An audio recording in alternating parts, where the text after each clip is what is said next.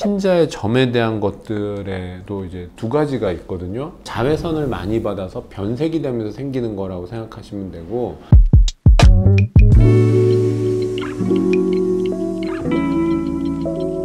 매운 거 요새 열풍이 있죠.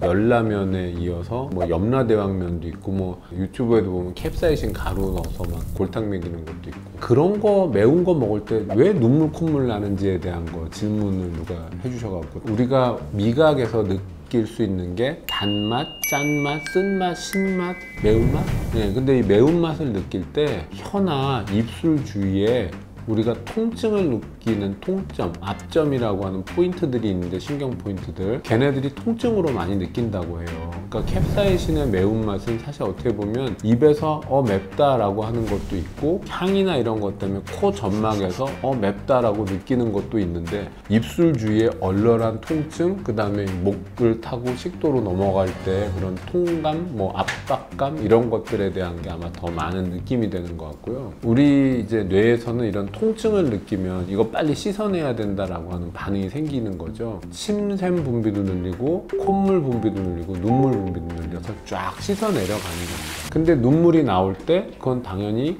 누소관을 통해서 코 쪽으로도 이렇게 흘러내리기 때문에 눈물, 콧물은 당연히 같이 많이 나는 거니까, 캡사이신 많은 거, 매운 거 먹으면 눈물, 콧물 나는 거 맞습니다. 자, 해결책 뭘로 씻어낼까요? 그게 궁금하죠. 이 매운 거를 씻어내는데 사실 기름이 제일 좋습니다. 기름. 근데 갑자기 매운 열라면 먹다가 맵다고 뭐 올리브유 마실 수는 없잖아요. 그럼 매운 갈비찜집에서 옛날에 쿨피스 아니면 흰우유 주지 않습니까? 우유 같은 게 들어가면 어쨌건 진정시키는 데 조금 도움이 되고, 그 다음에 이 위장관 안으로 들어갔을 때는 이 우유 안에 있는 단백질 성분이 이 매운 캡사이신들하고 잘 결합이 되었고, 그래도 좀 빨리 잘 빠져나간다고 해요. 그럼 매운 거를 왜 먹어야 될까요? 저는 맵찔인데 그냥 사는데 지장이 없습니다. 스트레스 해소를 위해서라면 매운 걸 먹고 강제적으로 흘리는 땀 말고 운동을 해서 땀을 내는 게 훨씬 낫습니다.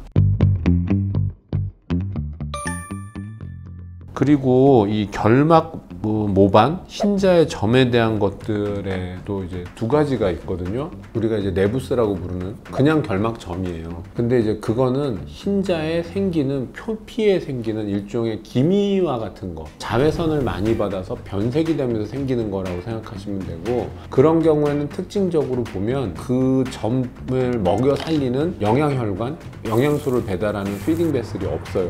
그런 애들은 그냥 레이저로 태우면 제가 돼서 잘 긁어내면 떨어집니다. 그러니까 그건 간단히 제거도 가능한데, 이제 그게 아닌 것들이 있습니다. 갈색이 아니라 검은색으로 흰자, 어떻게 보면 바닥 쪽, 아래쪽에 그렇게 층층층층 있는 그런 거, 태어날 때 애기들한테 많이 있죠. 그때부터 생기는 거 오따모반이라고 하는 거 있는데, 보기에 되게 속상하고 안 좋을 수 있는데, 그거는 긁어내고 이렇게 될 수는 없어요. 그런 층이 아닙니다. 우리가 결막, 그러니까 흰자의 위쪽에 있는 투명한 막에 변색이 된 것들은 레이저로 태우고 긁어내기가 쉬운데, 흰자 자체가 변색이 되어 있는, 태어날 때부터 점에 해당하는 거는 그런 식으로 긁어낼 수는 없다. 글쎄 이거는 뭐 어떻게 할 수는 없고요. 제거를 하는 게 사실 가능한 건 아닌데 고민은 좀 되죠. 그리고 심지어 이게 악성화하는 경우도 있기 때문에 그게 더 잘한다면 그건 대학병원을 가셔야 됩니다. 그리고 눈꺼풀에도 그럼 종양이 생길 수 있느냐 물어보시는 분들도 가끔 있는데, 눈꺼풀 종양 꽤 있습니다, 여러분. 사마귀처럼 이제 생각할 수도 있고, 다래끼라고 생각해서 쬐는데 계속 반복해서 생기는데 나중에 조직 검사 내니까 종양으로 나오는 경우도 있습니다. 그런 파트는 그런데 조직 검사도 해야 되고, 내 눈꺼풀에서 단순하게 잘라내는 게 아니라 어떻게 보면 기저부까지